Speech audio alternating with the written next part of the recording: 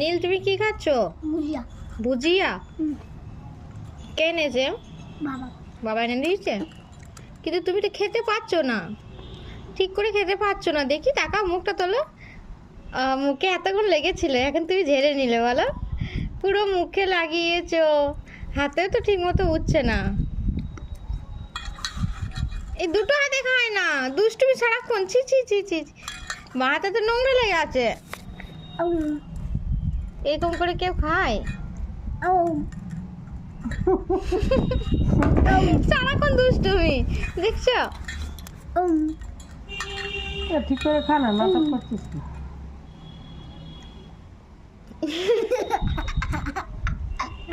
দেখছো, ইচ্ছে করে করে ওরকম করছে। তোমাকে খেতে হবে না, থাক, আমি তারা নিয়েই নিচ্ছি।